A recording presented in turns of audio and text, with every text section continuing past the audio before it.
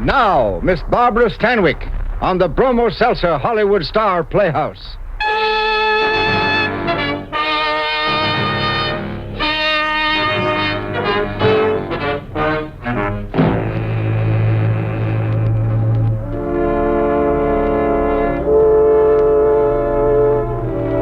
Bromo Seltzer presents Hollywood Star Playhouse. Tales of suspense, thrills, adventure by Hollywood's finest writers with Hollywood's top stars. Portions of this program are transcribed and is brought to you by Bromo Seltzer, the fast, effective headache help which reminds you to... Good evening, ladies and gentlemen. This is Herbert Rawlinson. Welcome to the Bromo Seltzer Hollywood Star Playhouse. This evening is a special occasion for us. We are celebrating the start of our second year on the air.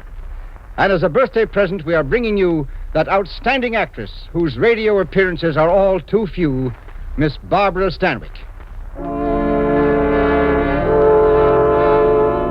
What would you do for a chance to win back the thing you prized most in life? The thing that you felt was rightfully yours? Would you accept any help at any price? Or would you kill? Listen now as Miss Barbara Stanwyck creates for you the role of Alice in the story ironically titled Father's Day.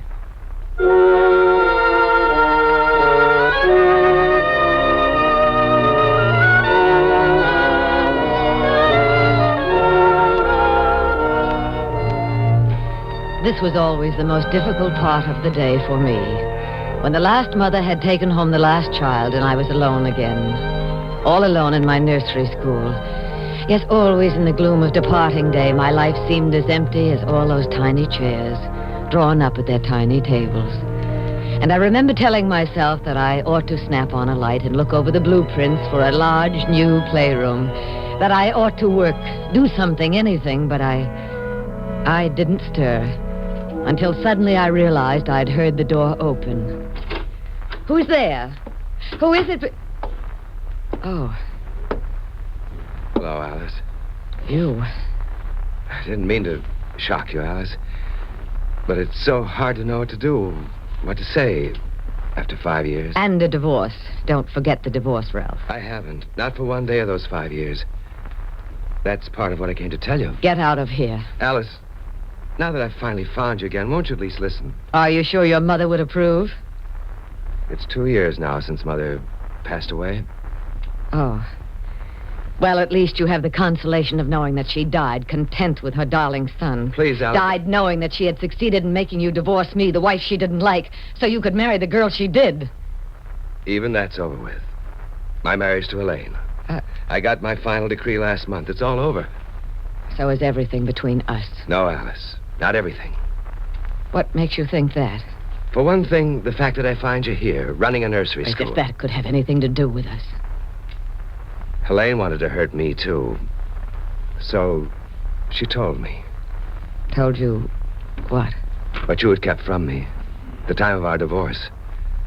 The fact that there was to be a child. She told you that... Why, it's true, Alice. I know it's true. All right.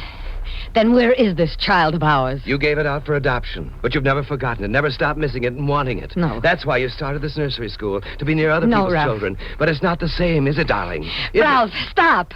Listen, darling, listen to me. I'm going to get our child You back. can't. I gave the child out for adoption. Alice. I never even saw my baby. I don't even know if it's a boy or a girl. Alice, you gave it out for adoption. I didn't. But I signed a paper. It's legal. Not if the legal father intervenes and refuses to give his consent. Alice, I've checked the law very carefully. Because of the date of our divorce, I am the legal father. So if I intervene now and refuse to give my Ralph, consent... you aren't just saying these things. I swear to you. And I'll make it up to you for everything. We'll have our child back, and we'll have each other back. If that's the way you want it. Oh, Ralph, more than anything else. More than everything else. I want my child back.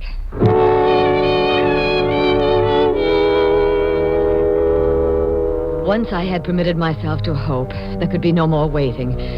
Within an hour of the time Ralph had walked back into my life, we left the city behind us. All through that night we drove. And in the morning we arrived at Hill Haven. Yes, Mrs. Hadley retired as superintendent about 3 years ago. Or should I say, retired. What happened was that she worked herself to the point of a complete breakdown. I'm terribly sorry to hear about Mrs. Hadley's illness, Doctor. She made us all feel like her own daughters. I was so sure she'd even remember my name. How is she now?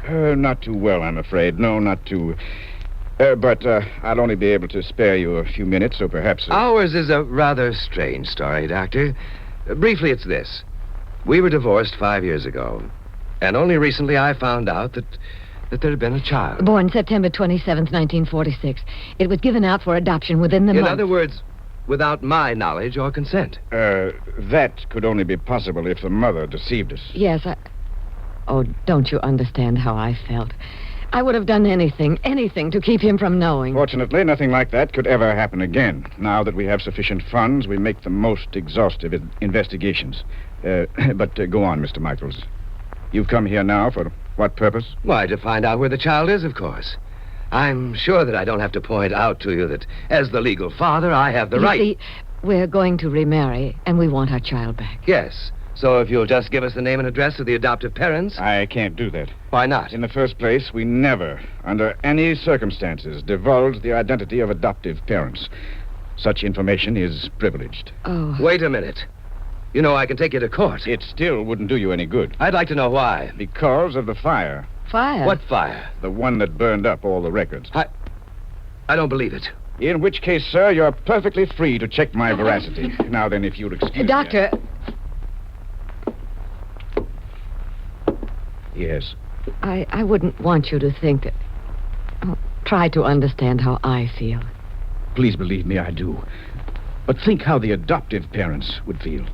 And you can have other children. And what about them? They can adopt others. I see that you don't understand. I do. But I still want my child.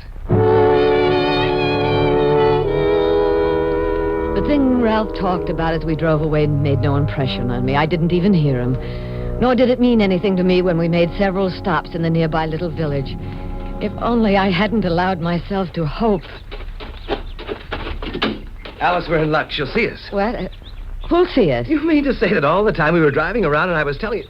Well, anyway, I finally located her. Her? Mrs. Hadley. Mrs. Come on, Alice. Our nurse said we could only have a few minutes.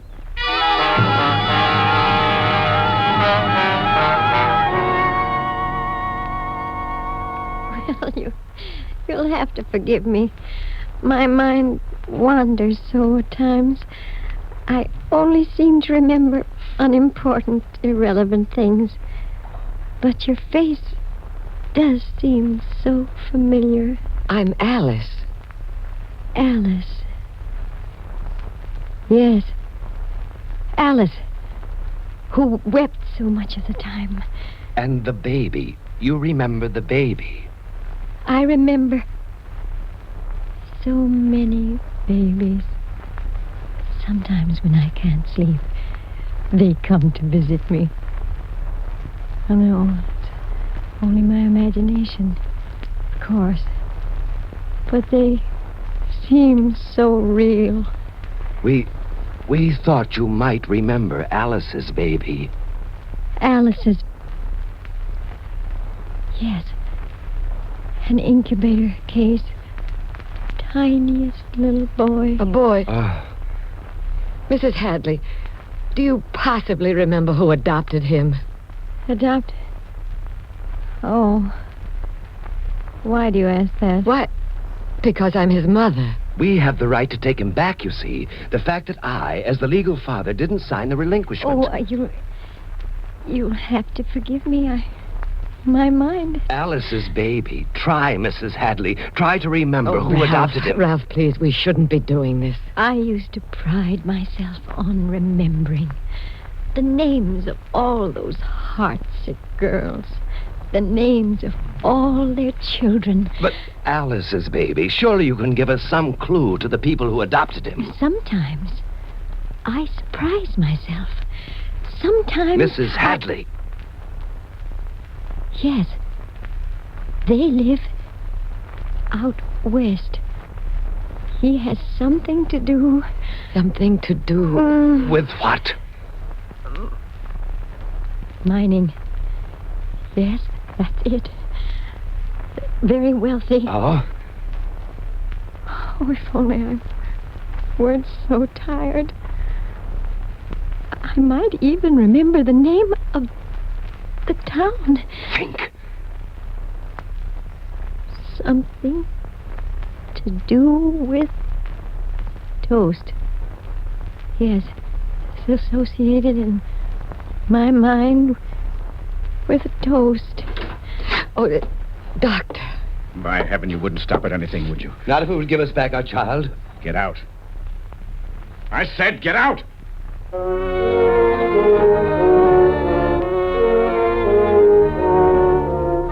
Oh, during that long, silent drive back to the city, I kept telling myself that I should have been ashamed, remorseful, conscience-stricken, and yet if only I could reconcile myself to the fact that now I would never find my son, because there was nothing to go on but the ramblings of a poor, sick woman's mind. Nothing. But Ralph wouldn't give up. I had never dreamed he could be so determined. He spent whole days in the map section of the city library. Sorry I'm late, Alice. Come on. I'll take you to dinner. Ralph... Alice, I've pored over every map of the western part of the United States. It's in print. If there's any name that could be even remotely associated with the word toast, I can't find it. Oh, if only Mrs. Hadley... Well, that's another thing I hated to tell you, Alice. What? The day after we were there, Mrs. Hadley died. Oh, I'm sorry. You must be starved. Let's go. Alice. Yes? I'm flying east tonight to wind things up. In a few days, I'll be back, and we'll get married. But I thought we'd live back there because of your business. Too many memories. The wrong kind of memories back there. We'll start over again here. Yes, it's better that way. Oh, Ralph... I know how you feel, darling.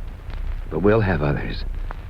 And we do have the consolation of knowing that he's in a fine home, that he's loved by people who are very wealthy. People who would probably give anything rather than give him up. I'll go to the airport with you. I wouldn't think of it. Flights are so far behind schedule, I probably won't get out until morning. No, darling. We'll have dinner, and then I'll take you home. All right, Ralph. It's good to have you so decisive about things. Yes, Alice. I've changed. Really changed. I fell asleep early that evening, but around midnight, the baby in the apartment upstairs woke me up. Strange that it should have been a baby that woke me up. That night of all nights, I couldn't bear to be reminded of my baby, so I called the airport.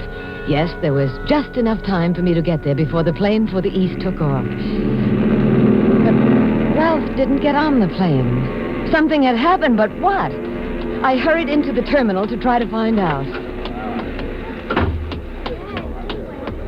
May I help you? Is there another flight east tonight? No, that's the only flight going east. Oh, well, then perhaps you can tell me if Mr. Ralph Michaels. You see, he had a reservation on this plane. Oh, Michaels? Yes, he took flight 73 going west. West? That's right, to Omaha, where we're transferred to a plane for Casper, Wyoming. Oh, no, there must be some mistake. Well, you can see for yourself. Ralph Michaels, destination Casper, Wyoming. Casper? He's due to arrive there tomorrow morning at 9:40. Miss? Yes? Please don't think me crazy, but does Casper remind you in any way of toast? Toast? Well, there's that wonderful cartoon character, Casper Milquetoast, but I don't suppose... Yes, that's it. Oh, would you like a glass of water? No. I'd like a ticket. A ticket on the next plane to Casper, Wyoming.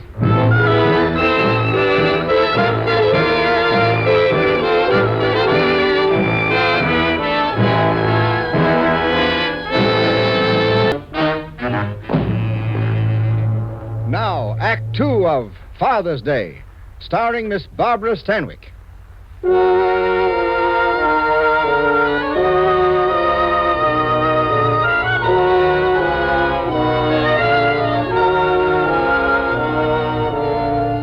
Ralph had told me that he was flying east, but he had bought a ticket west, a ticket to Casper, Wyoming. It could only mean he thought Casper was the clue we had been looking for. The clue to a little boy not quite 5 years old. Our little boy whom I had never seen. But why hadn't Ralph told me? Was it because he didn't want to build up my hopes too much in case his theory was wrong? Was it because he wanted to keep it all as a big surprise? Yes, of course. And yet, as I flew west next day, I began to wonder if Ralph hadn't changed too much. Within an hour of the time my plane had arrived in Gasper, Wyoming, I was at the public library. Yes? I'm not sure, but doesn't the city directory give each person's occupation and such information? That's correct. Oh, good. What shelf will I find it on? Oh, I'm sorry, but we have only one copy of the city directory on hand, and it's in use. Oh, well, I'll wait. But it may take some time. You see, he's had it now since morning. He? That gentleman sitting in the far alcove. Yes. I do believe, though, that he... Yes, here he comes. I'll be back later.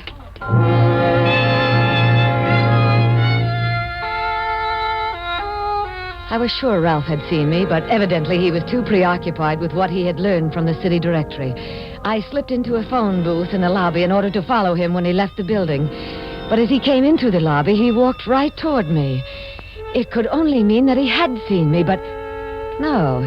He went into the adjoining booth.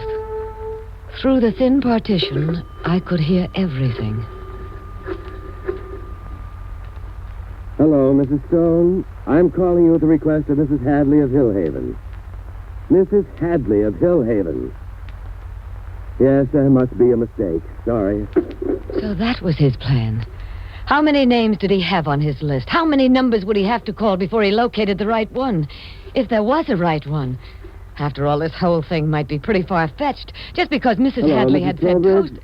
I'm calling you at the request of Mrs. Hadley of Hillhaven. Yes. Yes. Oh, she's fine. Thank you, Mrs. Trowbridge. I've looked forward to meeting you and your husband, and your son, of course. Yes, this evening will be fine. This time the directory served me, and I learned that the Trowbridges lived in a beautiful home on the edge of town. And I was watching that evening as Ralph drove up in a rented car. An hour later, he came out and drove off again.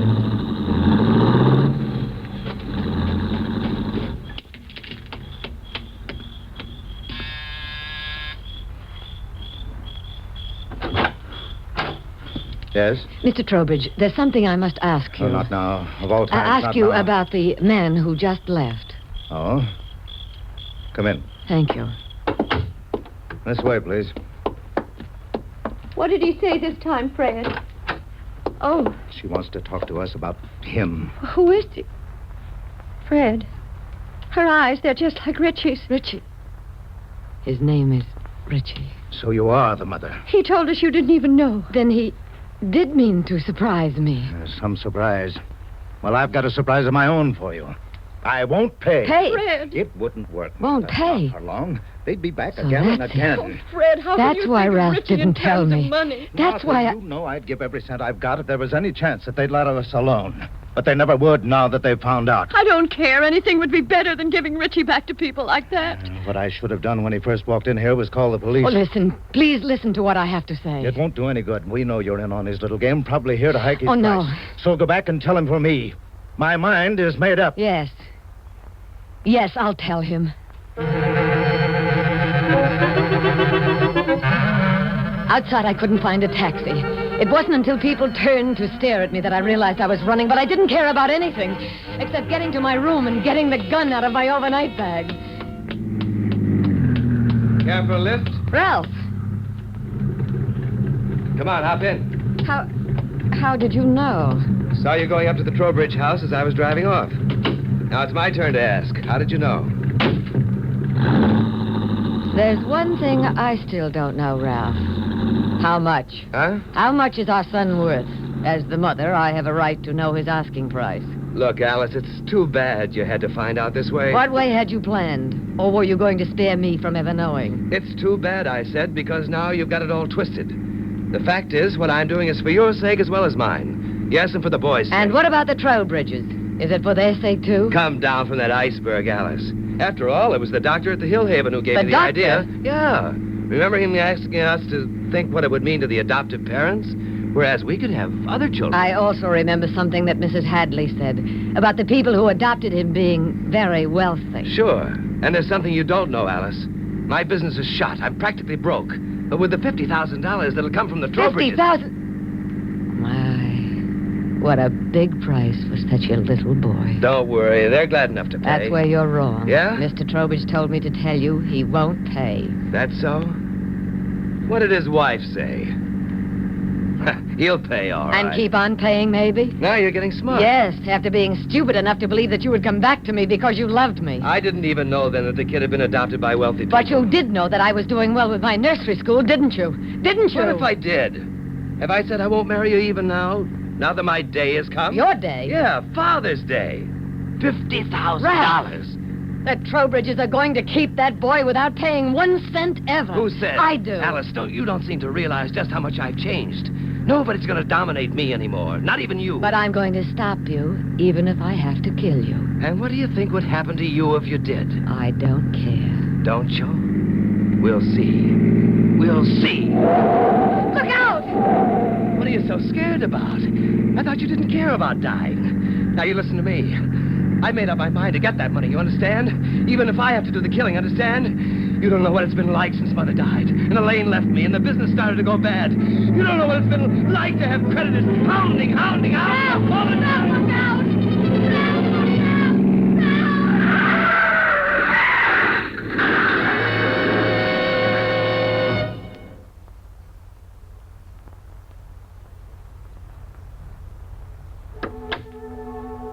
Hello, Aunt Alice. Who is it? Richie. You know my name, just like Mommy said. What else did Mommy say? But she hopes you'll come and stay with us when you get out of the hospital. You will, won't you, Aunt Alice? Well, Please. Mommy says it'll help you forget. About what? The accident. Mommy said to be sure to tell you that the man, he died. Did he, Richie? You could cry if you want to. I'll go out. No, Richie, stay. The man who died, he wasn't a good man, like your father. Besides, when you're with me, it's so easy to forget.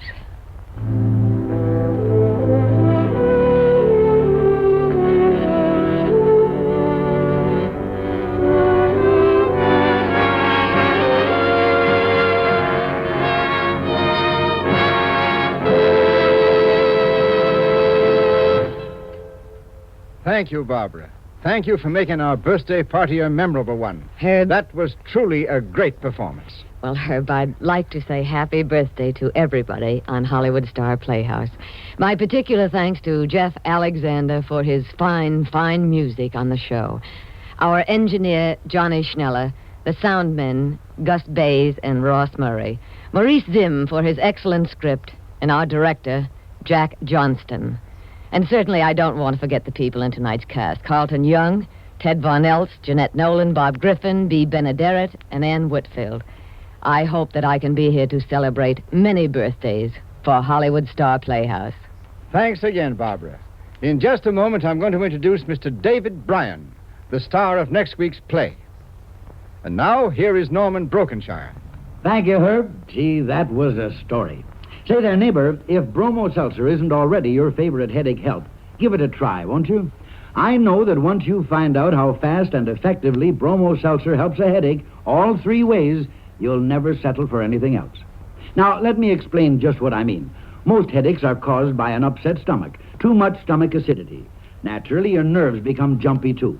Well, you take pleasant-tasting Bromo Seltzer and just watch how fast it helps the pain of that headache. But wait now. Bromo Seltzer soothes your upset stomach, too, by neutralizing the excess stomach acidity. And it calms those jittery, jangled nerves. Great? Ah, you bet it is. And when it comes to speed, just compare the speed of Bromo Seltzer's effervescence with that of any product in tablet form you've ever tried. You'll be amazed, and you'll be delighted with the fast, effective 3-way headache help that Bromo Seltzer gives. Next time a headache hits you, take sparkling, refreshing Bromo Seltzer. Yes, remember to fight headache 3 ways. Bromo Seltzer, Bromo Seltzer, Bromo Seltzer, Bromo Seltzer.